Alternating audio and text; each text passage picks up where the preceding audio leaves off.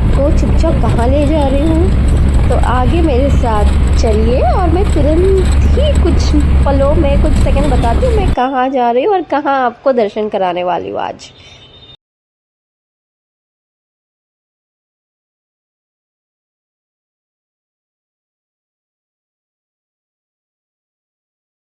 हे हाय नमस्ते दोस्तों, आज आपकी फ्रेंड SK वहाँ जा रही है जहाँ हमारे व्यूअर्स ने मुझे कमेंट में लिखा था कि न्यू ईयर में आप यहाँ ज़रूर जाइए, और अगर नया साल हो, साल का पहला महीना हो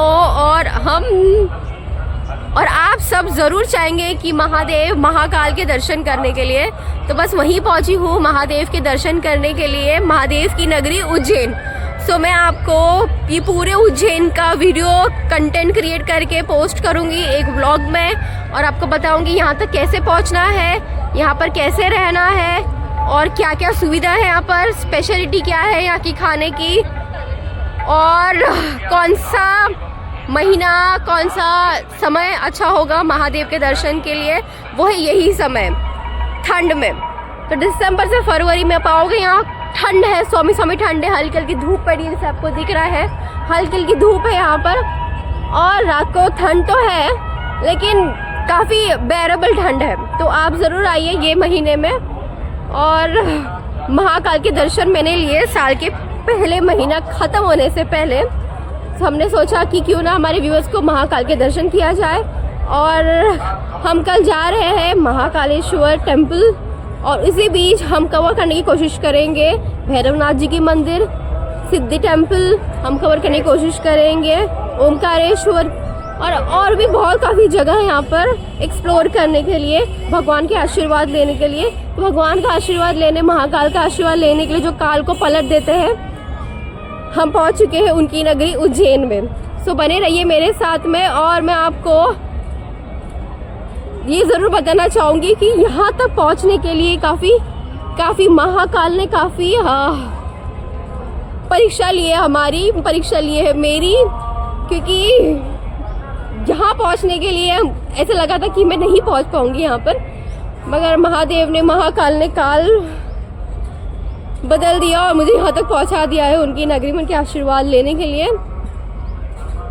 इस छोटी सी कहानी मैं आपको थोड़े समय में बाद बताऊंगी कि कैसे कैसे मैं यहाँ स्ट्रगल करके पहुँची हूँ मुसीबत से, बस छूटने के बावजूद मैं बताती हूँ आपको। उसी बीच हम जब तक उज्जैन का दर्शन कर लेते हैं, और आखिर में आपको बताऊंगी सारी चीज़ें जो मैंने कही है कि कैसे पहुँचना है, कौन सा समय आना है, यहाँ की स्पेशलिटी क्या है, क्या रेट है यहाँ पर रूम का, क्या रेट है इधर खाने का, वो सारी चीज़ें मैं बताऊंगी आप। तो चलिए महादेव के दर्शन के लिए महाकालेश्वर आने के लिए 2 गेट है। ये है एक बड़ा कॉरिडोर जहां आपको शिवजी मेडिटेशन योग मुद्रा में दिख रहे हैं, उनके बाजू में जो श्रिंक है मंदिर की चोटी, वो भारत माता है।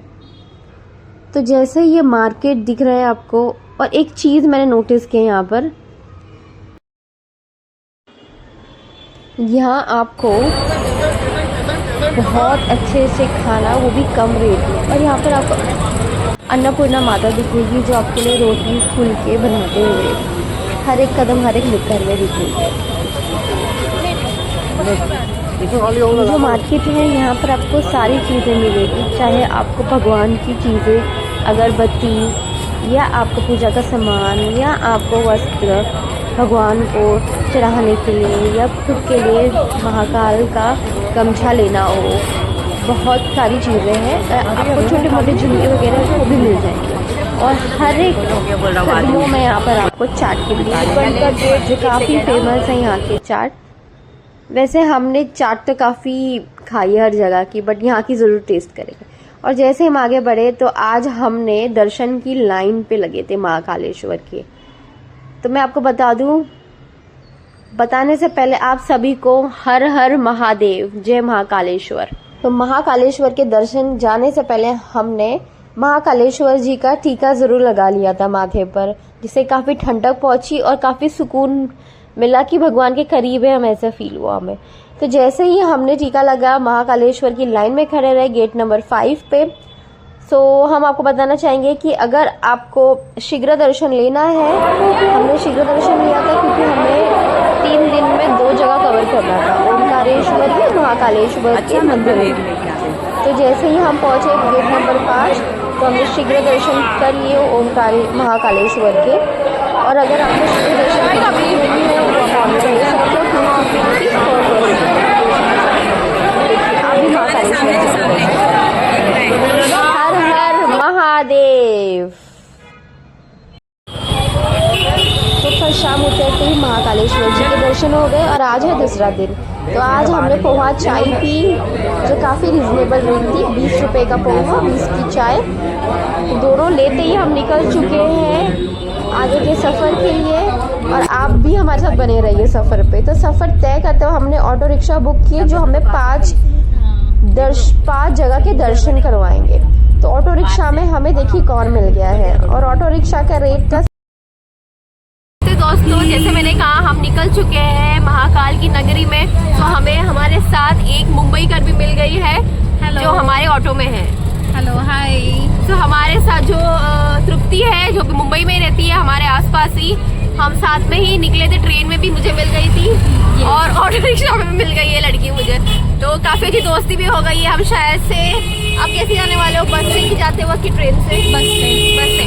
तो हमारी दोनों की एक्चुअली कोइंसिडेंटली बस भी सेम ही है, क्योंकि मेरा भी प्लान बस ही है, क्योंकि उन्होंने बताया जैसे जो बस से वो जाने वाला है, मैं भी वो बस का टिकट कर रही हूँ। तो अभी हम तृप्ति, आप बता सकते हैं अभी हम कहाँ जा रहे हैं? पहले जो दर्शन के लिए जा रहे हैं हम लोग, पहले कहाँ? तो हम काल भैरव जा रहे हैं। एक्चुअली हमने ऑटो रिक्शा किया है, और अगर आप उज्जैन आ रहे हो, अगर आपको घूमना है तो 5-6 जगह के दर्शन हो जाएंगे आपके, मार्केट से थोड़ा दूर है, आउटस्कर्ट्स में। और जो दर्शन के लिए हम जा रहे हैं वो एक काल भैरव मंदिर, और हमारे साथ में हमारे पास जो भी और हम जा रहे हैं संदीपनी आश्रम, जहाँ पर कृष्ण भगवान ने अपना बालपन बिताया है, जहाँ उन्होंने गुरु शिक्षा ली है कृष्ण भगवान ने अपने भाई बलराम के साथ और कुछ अपने दोस्तों के साथ। और हम तीसरी जो सफ़र में है वो यही ऑटो लेके जाने वाली, 5-6 सफ़र हम कवर करने वाली ऑटो में। और वो जो है हम तीसरी जगह कहाँ जा रहे हैं तृप्ति? अभी जो बताया आपने मंगलनाथ जा रहे हैं। हाँ, तो हम मंगलनाथ टेम्पल जा रहे हैं। और मंगलनाथ टेम्पल वो टेम्पल है जहाँ पर आप अपने फैमिली के लिए, अपने दोस्तों के लिए, या अपने रिश्तेदारों के लिए जो आपके खास हैं, या फिर आप अपने हमसफर के लिए, पति पत्नी के रिश्ता और मजबूत बनाने के लिए, या आप ग्रहों को शांत करने के लिए मंगलनाथ टेम्पल जाते हैं, है ना? तो हम भी वहाँ पे पूजा करवाते हैं। तो वहाँ पर पूजा के लिए कितना समय लगता है? पहले 2 से 2.5 घंटे लगते हैं। तो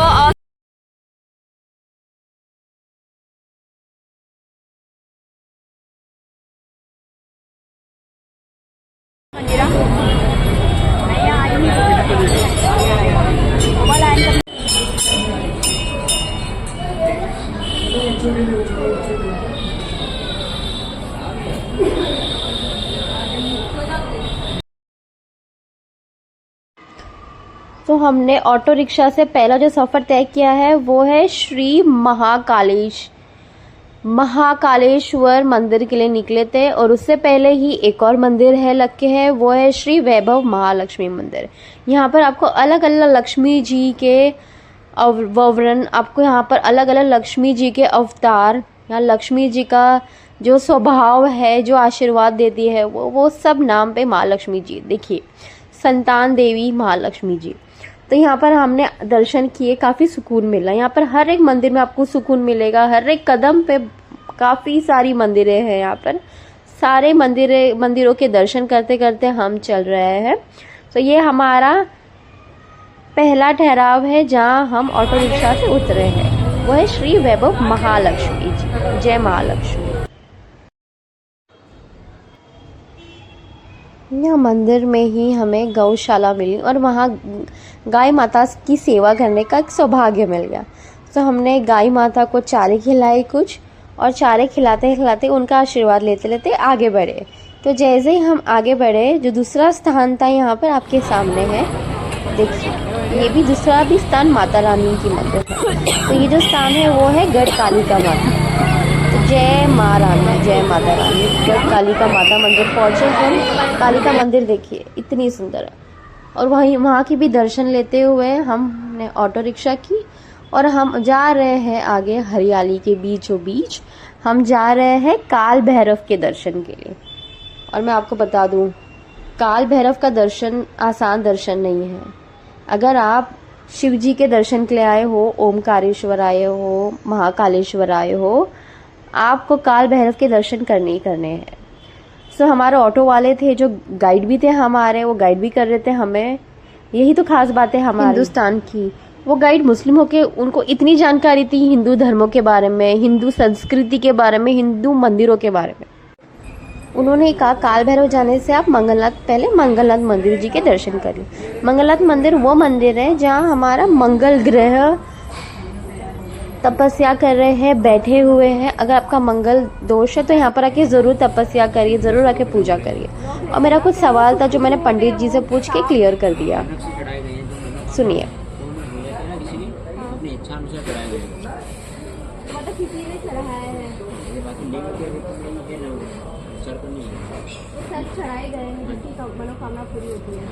काफ़ी कठिन दर्शन जो हुए हैं वो है श्री काल भैरव जी के।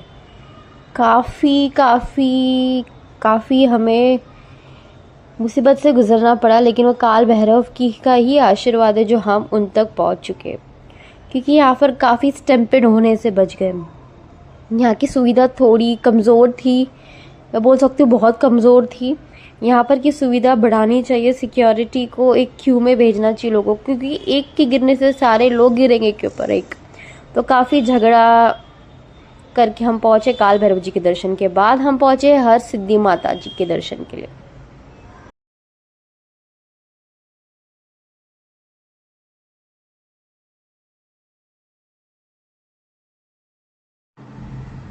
इस पावन ज़मीन पे हर कदम पे कुछ ना कुछ चीज़ें हैं जो आपको भावुक कर देगी।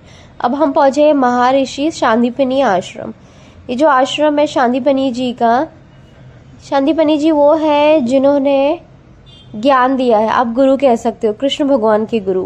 उन्होंने साथ ही में कृष्ण भगवान के साथ उन्होंने सुदामा जी को और उनके बड़े भाई बलराम जी को ज्ञान दिया है, और हर चीज़ का इन्होंने ज्ञान दिया है। यहाँ पर आपको अंदर बताऊंगी कि क्या क्या चीज़ों का हम में, जैसे कि सब्जेक्ट्स होते हैं, विषय होता है, वैसे ही इधर अंदर आपको दीवारों पे दिखाई देगा कि हमारे पूज्य शांतिपनी जी ने उन्होंने क्या क्या ज्ञान की रोशनी प्रदान की है कृष्ण भगवान और उनके सखों को और हमारे बलराम जी को। तो अंदर चलिए मेरे साथ।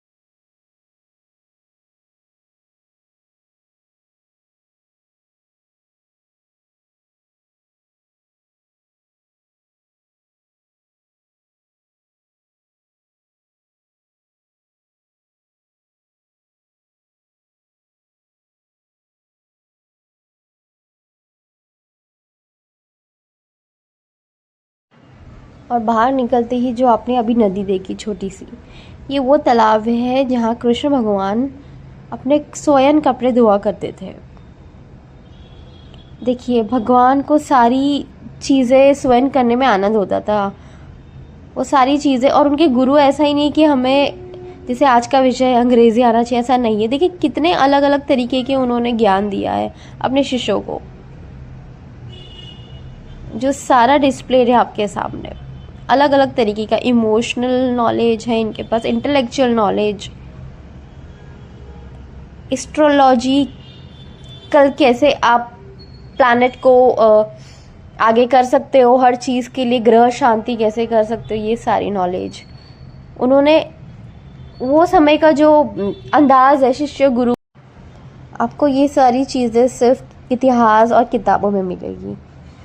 इतनी शांति और इतना सुकून है ये माहौल में, ये वातावरण इतना शुद्ध है कि अगर आप इधर आओगे तो आपको खुद को लगेगा कि काश मैं उस समय पैदा होता या होती जहाँ पर इस तरीके का ज्ञान मिलता। और ये जो ज्ञान है ये काफ़ी मूल्य ज्ञान है, ये आज के समय में मिलना काफ़ी मुश्किल है।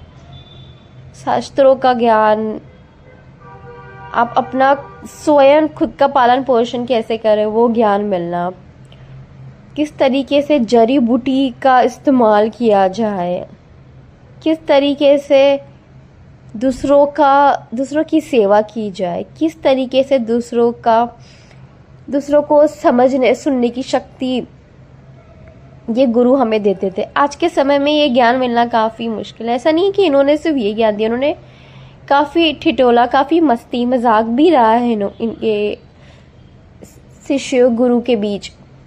तो वो जो क्षण, वो पल इन्होंने काफ़ी अच्छी तरीके से पेश किया है यहाँ पर आश्रम में, देखिए। और इतना सुकून है यहाँ पर, पेड़ों के बीच, सारी चीज़ नेचुरली, सारी चीज़ बाम्बू पेड़ से बनाई हुई है। इधर कितना सुंदर चित्र है और इतनी अच्छी से दर्शाया गया है।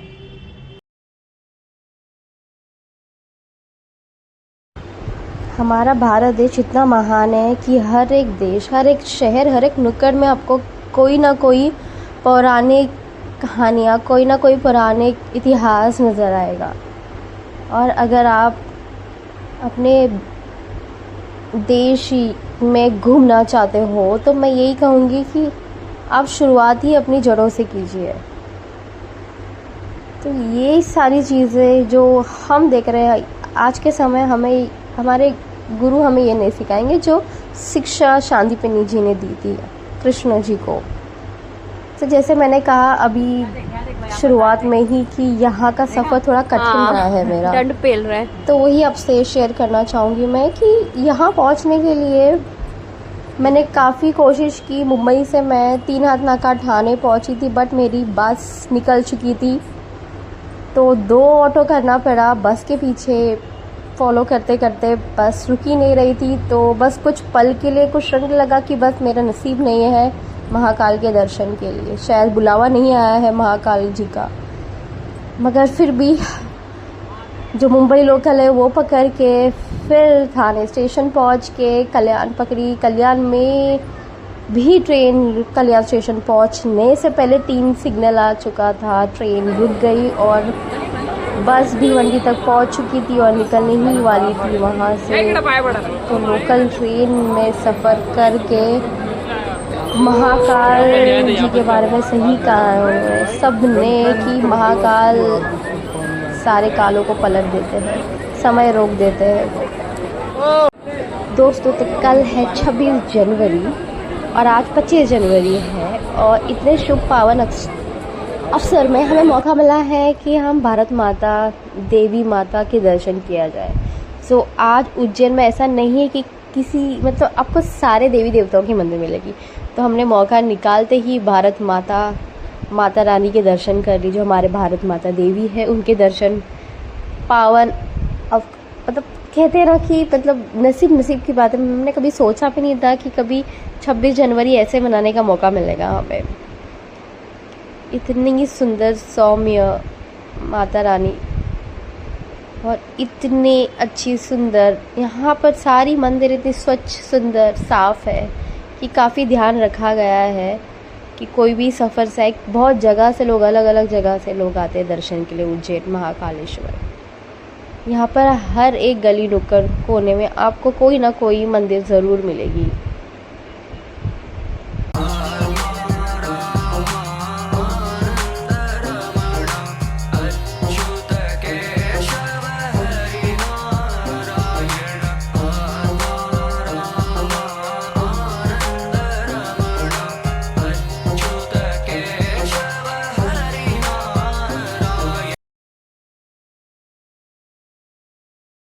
देखिए, ठीक भारत माता देवी के मंदिर के बाहर ही चौखट पे आपको दिखेगा हमारा राष्ट्रगान वंदे मातरम। इतनी अच्छी तरीके से दर्शाया गया भारत माता की मंदिर। ठीक इसी के बगल में आपको दिखेगा महाकालेश्वर निवास। तो यहाँ का जो निवास है ये शुरू है 1300 से 3000 तक। डिपेंड है कि आप अब सिंगल हो या फैमिली के साथ ऑक्यूपेंसी कर रहे हो। और ये है मेरी मन मोहने वाली जगह जो है चाट भंडार। यहाँ का जो चाट था मैं क्या बताऊँ आपको, मेरी काफ़ी रही है कि ख्वाहिश कि मैं हर जगह के चाट टेस्ट करूँ, क्योंकि मैं चाट लवर हूँ, मुझे बहुत पसंद है चाट ऐसी चीज़ है कि मेरा मूड बदल देता है। तो यहाँ का जो चाट खाया क्या मज़ा ही आ गया कि 2 बार रिपीट करवा दिया। मैं आपको ये बोलना चाहूँगी यहाँ पर अगर आप आ रहे हो उज्जैन में चाट का स्वाद ज़रूर लीजिएगा। मगर ये मेरा टेस्ट था, पता नहीं आपका टेस्ट कैसा होगा, बट मेरे टेस्ट के हिसाब से मुझे ज़्यादा टिक्की चाट ज़्यादा पसंद है। और ये जो भैया है ना टिक्की चाट वाले, ठीक भारत माता मंदिर के अगर आप बाहर निकलोगे गेट के, जैसे मैंने महाकालेश्वर भक्त निवास बताया, उसी के सामने ये अंकल जी दिखेंगे और यहीं से चाट खाइए। काफ़ी चाट मज़ेदार और बढ़िया, और बस पेट के साथ साथ मेरा आत्मा भी तृप्त हो गई। और ज़्यादा कुछ नहीं, ये चाट का रेट नॉर्मल था, 25 से लेके 50 रुपए तक जो भी चाट खानी है आपको, चाहे वो पानी पूरी हो, दही बल्ले हो, रगड़ा पैटीज हो या टिक्की चाट। और जो मज़े लेके खाए मैंने, वाह स्वाद ही आ गया और मन तृप्त हो गया। हर हर महादेव।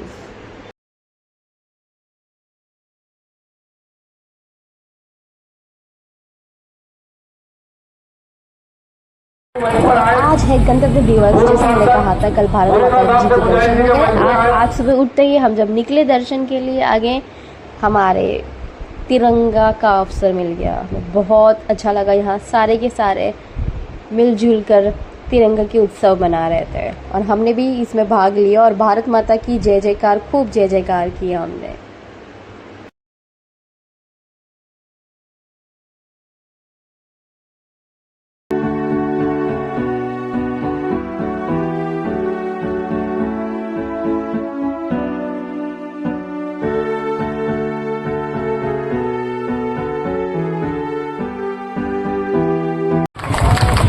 सावधान मुद्रा में आ जाए, झंडे को सलामी दें। सावधान। हिंदुस्तान जिंदाबाद। अब राष्ट्रीय जनगणना तो आज है हमारा दूसरा दिन, तो हमने झंडा वंदन करते ही हम निकल चुके हैं अपने यात्राओं में। सो हमने जो ऑटो की थी, मैं आपको भी बताना चाहूँगी, ऑटो वाला आपको बहुत ज़्यादा कहेंगे, बट आपको बार्गेन करना, नेगोशिएट करना आना चाहिए। तो 1000 रुपये में हम निकल चुके हैं। पहले तो हरसिद्धि माता रानी के दर्शन कर लीजिए शक्तिपीठ के, वहाँ आपको गद्दी कम मिलेगी। फिर हम निकल चुके हैं विक्रम आदित्य, जो बहुत बड़े वॉरियर थे, जो क्वेश्चंस के थे बहुत उनके सारे, 9 रत्न और ये अमर पेश सिंह किया जी, है आपके सामने स्टैचू के 9 माध्यम जेम्स से। ऑफ विक्रमादित्य कोट, उनकी वीरता ही वाज का, वन ऑफ देम। और ये उनके है कर्मों का ये शांति। सारे लिखित में यहाँ पर आपको दिया। जी। जैसे मैंने कहा, यहाँ पर आपको जेम्स ऑफ विक्रमादित्य सारी कोट विद्याएं, कोट में थे। हमारे सारे देवी देवताओं के मंदिर मिल जाएंगे। तो विक्रमादित्य के मंदिर भी काफ़ी अच्छी तरीके से पेश किया ये गया है कालिदास उज्जैन में। और ये 9 रत्नों के साथ बैठे विराजमान है हमारे सभी जानते विक्रमादित्य। आपको भी दिखेगा इतना ये है हमारे महाविशाल महाराजा विक्रमादित्य उनका सिंह। स्टैचू, हमारे महाराजा विक्रमादित्य जी का। सो हमने महाराजा विक्रमादित्य के दर्शन किए। पहले जैसे कहा आपको हरसिद्धि माता के दर्शन करने के बाद हम यहाँ निकले और आपको महाकालेश्वर के यहाँ पर काफ़ी अच्छे अच्छे रूम मिल जाएंगे, जिसका स्टार्टिंग रेट है 1200 से लेके 4-5 हज़ार तक, जैसे आपको अच्छा लगे, जैसे आपके हिसाब से आप रूम बुक कर सकते हो। और मार्केट में ही रूम्स है, तो आपको यहाँ वहाँ घूमने की ज़रूरत नहीं है। महाकालेश्वर के मंदिर के समूह ही काफ़ी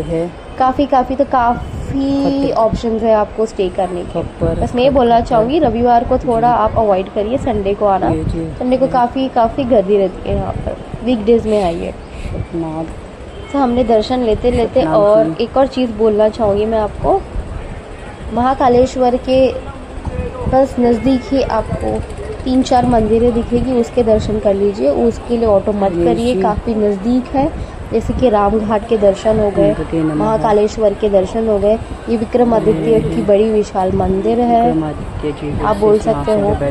और इधर ही माता रानी की भी मंदिर है, 2 मंदिर है, वैभव महालक्ष्मी मंदिर है, तो वैसे 4-5 मंदिर भी आप दर्शन कर सकते हो पद यात्रा करते हुए। पद यात्रा मतलब कि ज़्यादा दूर नहीं है, बस 10-15 मिनट की दूरी पे है महाकालेश्वर मंदिर। तो ये सब करने के बाद आप ऑटो कर सकते हो। फिर ऑटो करने के बाद आप जैसे कि मैंने कहा कुछ ऑप्शंस है, जैसे कि हम पैदल नहीं जा सकते, थोड़ा दूरी पे है, तो आप 1000 रुपये का ऑटो कर लीजिए नेगोशिएट करके, और जय महासिद्धि के दर्शन कर लीजिए। आप गढ़ काली माता के दर्शन कर लीजिए, आप शांतिपनी आश्रम घूम लीजिए। ऐसे 5-6 स्पॉट दिखाएंगे वो आपको, ये 5-6 स्पॉट्स आप घूम सकते हो। और एक बहुत विशालकाय गणपति बप्पा की भी मंदिर है जो हमने दर्शन किया। तो ये सारी चीज़ें हैं, आप काफ़ी सारी चीज़ें एक्सप्लोर कर सकते हो यहाँ पर। अपना आइटिनरी उसी तरीके से बनाइए। हमने तो वैसे ही किया, हमने पहले दिन महाकालेश्वर जी के दर्शन किए हैं। और दर्शन करते हुए मैं आपको बताना चाहूँगी, अगर भस्म आरती अटेंड करना चाहेंगे तो भस्म आरती सुबह 4 बजे शुरू होती है, और महाकालेश्वर में 4 अलग अलग समय की आरती होती है, 4 बजे, 7 बजे, 10 बजे और संध्या आरती, और रात की आरती जो 10 बजे होती है। तो ऐसी 5 आरतियाँ होती है। और रामघाट की आरती भी अटेंड कर सकते हो जो बहुत दर्शनीय है, काफ़ी सुंदर और ठंडक पहुँचेगी आपके मन को। रामघाट मतलब घाट की तरफ क्षिप्रा नदी की यहाँ पर काफ़ी अच्छी तरीके से पूजा की जाती है नदी की, जो संध्या काल 6:30 बजे शुरू होती है। और हमने दर्शन करते हैं सिद्धि माता के मंदिर के, तो हमें सामने एक छोटी दिख गई थी, वहाँ भी आ गए हम। प्राचीन मंदिर है काफ़ी, तो यहाँ पर आपको काफ़ी अच्छी मूर्तियाँ दिखी। हमने महाकाली के दर्शन भी कर लिए हैं। और यहाँ पर हनुमान जी की भी मूर्ति थी, यहाँ पर संतोषी माता जी की मूर्ति थी, गणपति बापा की मूर्ति थी, और काल भैरव जी की मूर्ति थी। तो एक ही मंदिर में हमने 5-6 देवी देवताओं की दर्शन कर लिए हैं। या देवी सर्वभूतेषु मातृरूपेण संस्थिता, नमस्तस्यै नमस्तस्यै नमस्तस्यै नमो नमः।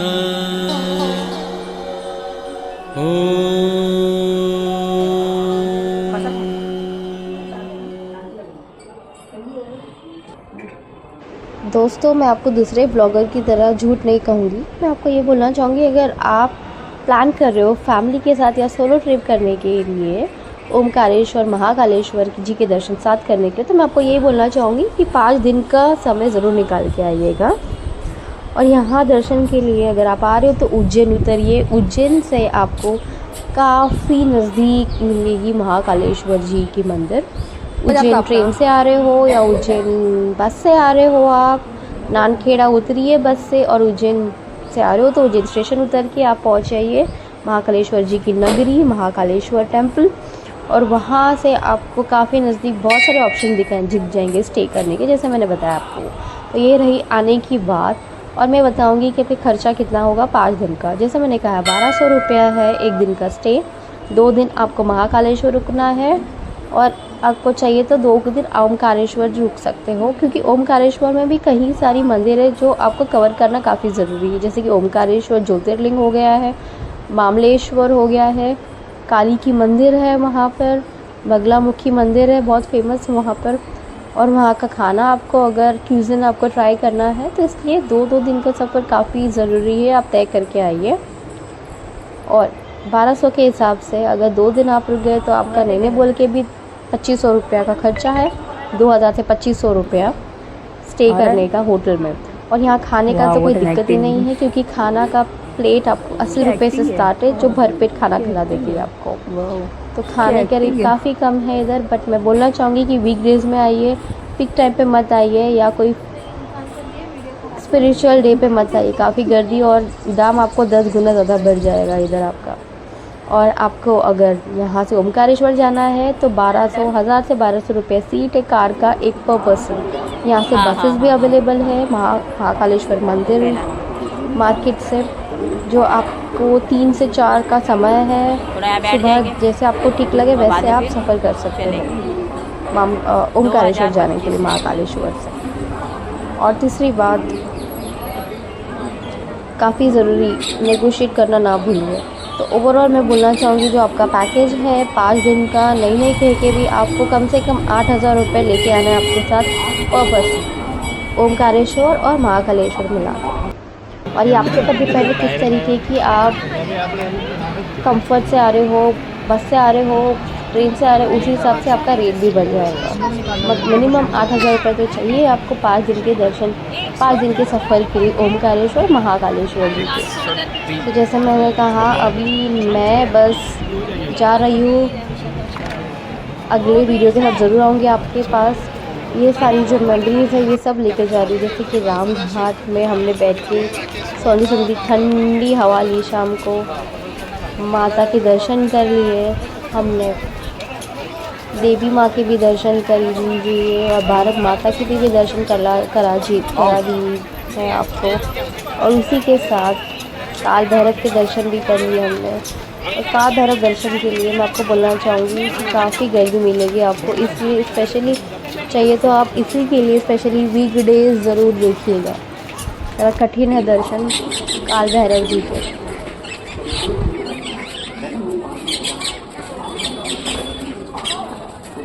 बहुत बहुत धन्यवाद मेरा ये पूरा वीडियो देखने के, मेरा पूरा सफ़र देखने के लिए महाकालेश्वर।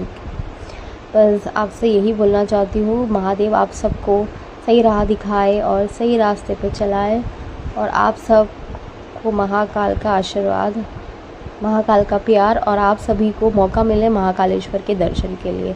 तो ये बोल के मैं वीडियो ख़त्म करना चाहूँगी और दूसरे वीडियो के साथ बहुत जल्दी आऊँगी दूसरी यात्रा में। सो बोलिए मेरे साथ, हर हर महादेव।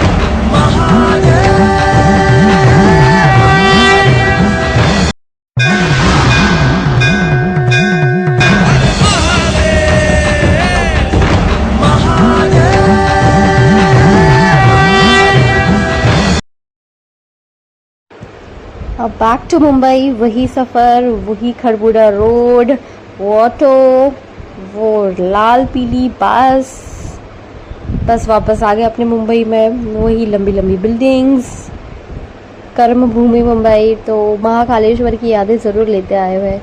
काफ़ी बुरा लग रहा है कि यात्रा काफ़ी जल्दी समाप्त हो गई है, लेकिन काफ़ी सुकून मिल रहा है, काफ़ी अच्छी यात्रा रही है। तो वापस चल पड़े हैं, हमारी मुंबई पे बस पहुंच गए हैं। बस वही अभी कल से हमारी कर्म शुरू करना है हमें, और काफ़ी जल्दी, जैसे मैंने कहा